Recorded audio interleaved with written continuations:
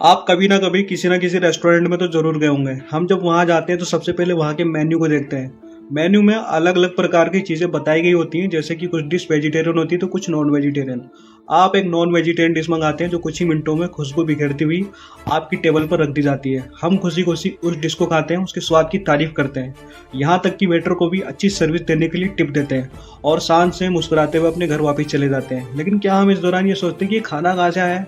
नहीं, हम ये इस बारे में बिल्कुल भी नहीं सोचते हैं कि जो डिश आपकी प्लेट में परोसी गई थी उसके पीछे की कहानी क्या है, उसके आपके प्लेट तक आने में कितने दर्द और कितनी पीड़ा शामिल है। हम स्वाद के पीछे इस कहानी को हमेशा नजरअंदाज कर देते हैं। कई बार हमारे दिमाग में ख्याल आता भी है तो उन जानवरों को खाने की इच्छा इतनी ज्यादा होती है कि हम उस ख्याल को जल्दी से अपने दिमाग से निकाल फेंकते हैं। हालांकि जानवरों को खाने की परंपरा आज से नहीं बल्कि हजारों सालों से चलती आ रही है। उस समय हमारे पास बहुत ज्यादा खाने की चीजें नहीं हुआ करती थी, तो उस वक्त लगभग हर इंसान नॉनवेज खाता था। लेकिन धीरे धीरे जैसे जैसे हमारे लिए बहुत सारी ऐसी डिशेस बनने लगी जो जानवरों से नहीं बनती थी, और इसलिए धीरे धीरे लोगों ने इस बात पर ध्यान देना शुरू किया कि क्या हमारे लिए अब इन बेजुबान जानवरों को खाना जरूरी है। हमारे दिमाग में कई बार जानवरों को खाने के बारे में अलग अलग तरह के विचार आते हैं। कई बार हम सोचते हैं कि आखिरकार हम उन्हें क्यों खाते हैं, तो कई बार हम ये भी सोचते हैं कि आखिरकार हम उन्हें क्यों ना खाएं।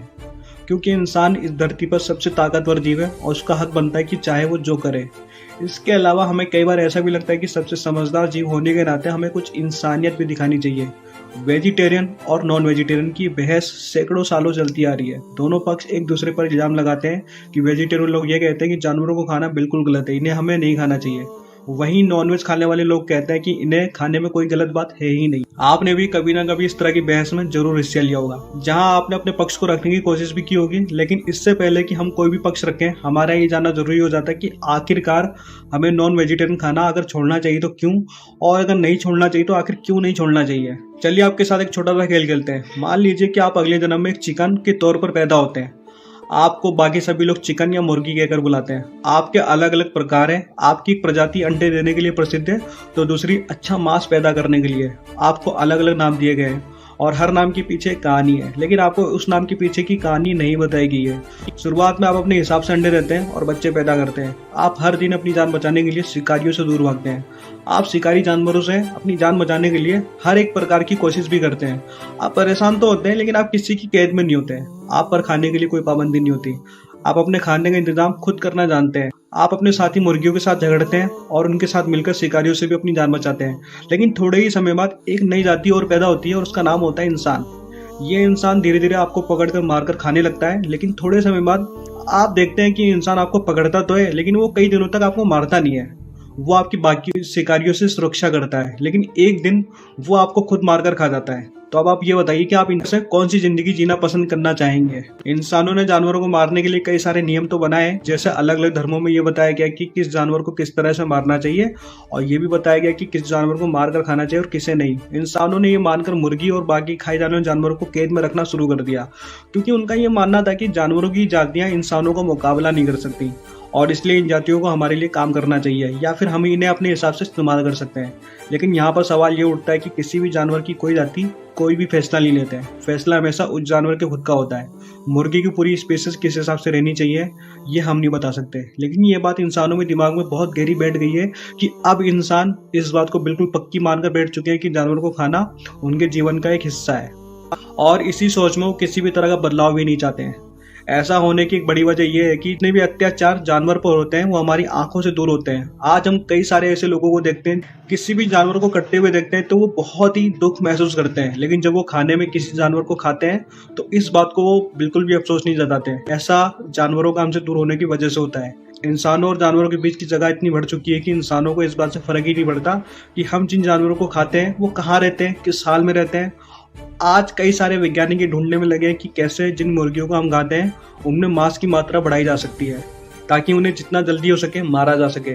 सभी बड़ी बड़ी कंपनियां एक दूसरे के साथ इसी कंपटीशन में कि कौन जानवरों से जितना हो सके उतना ज़्यादा फायदा उठा ले, क्योंकि जानवरों को खाने वालों की तादाद बहुत तेजी से बढ़ती जा रही है। ऐसा अमेरिका में एक व्यक्ति अपनी पूरी जिंदगी में 21,000 जानवरों को खाता है, और ये आंकड़े तो केवल अमेरिका के हैं। आप शायद ही जानते होंगे कि अमेरिका दुनिया के केवल 3 से 4% जनसंख्या वाला ही देश है। अब अगर आप पूरी दुनिया भर के आंकड़ों को देखेंगे तो आप ये सोच सकते हैं कि हर दिन कितने लाखों करोड़ों जानवरों को केवल हमारे स्वाद के लिए मारा जा रहा है। ये एक मुर्गी फार्म है। यहाँ पर 24 घंटे तेज रोशनी वाली लाइट जलती रहती है। ऐसा इसलिए किया जाता है ताकि ये मुर्गियां रात और दिन का फर्क ना कर सके और इससे वो ज्यादा से ज्यादा अंडे दें। आखिर इस सब तरीकों से मुर्गियों पर प्रभाव क्या पड़ता है? लगभग 95% मुर्गियां ई कोली नाम की बैक्टीरिया से इन्फेक्टेड होती हैं। इसके अलावा ये भी बताया गया कि आज जितने चिकन रिटेल स्टोर में उपलब्ध है उनमें से 75% अभी भी ई कोली से इन्फेक्टेड है। ये ई कोली वही बैक्टीरिया है। इसके अलावा करीब 10% मुर्गियां साल्मोनेला नाम की बैक्टीरिया से भी प्रभावित होती है। इसके अलावा ये मुर्गियां कई सारी और अलग अलग प्रकार की बैक्टीरिया से इन्फेक्टेड होती हैं। इसे हटाने के लिए मुर्गियों को क्लोरीन से नहलाया जाता है, लेकिन इस वजह से उनका स्वाद बदल जाता है और इनके स्वाद को ठीक करने के लिए इन मुर्गियों में अलग अलग प्रकार के इंजेक्शन दिए जाते हैं जिसमें फ्लेवर भरा होता है। अब आप सोच रहे होंगे कि फ्लेवर बहुत ही थोड़ी सी मात्रा में दिया जाता होगा, लेकिन आपको जानकर हैरानी होगी कि एक चिकन के वजन का 30% तक उसमें फ्लेवर के तौर पे केमिकल डाला जाता है। अब ये जानवर फैक्ट्री में आगे की प्रोसेस के लिए पहुंच जाते हैं। ये जानवर अभी जिंदा होते हैं और इन्हें बहुत ही मुश्किल हालातों से प्लास्टिक में पैक किया जाता है।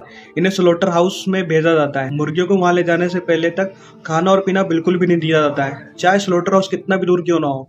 स्लोटर हाउस में ले जाकर इन मुर्गियों को एक बिजली के झटके वाले पानी से गुजारा जाता है। इससे गुजरने के बाद इन मुर्गियों को लकवा मार जाता है, लेकिन अब ये मुर्गियां जिंदा होती हैं और ये दर्द को भी महसूस कर सकती हैं। ये सारे जानवर चीख निकालने की और चिल्लाने की कोशिश करते हैं, लेकिन उनके पूरे शरीर में लकवा मार चुका होता है। ऐसे में वो आवाज़ निकालने की सिर्फ कोशिश ही कर पाते हैं। इसके बाद इन जिंदा मुर्गियों को वहां लगे हुए हैंगर में टांग कर आगे भेजा जाता है। ये मुर्गियां आगे चलकर अगले व्यक्ति के पास पहुंचती हैं, जो इन्हें काट कर इनके पेट में से बाकी अंग और अंतड़ियां निकाल देता है।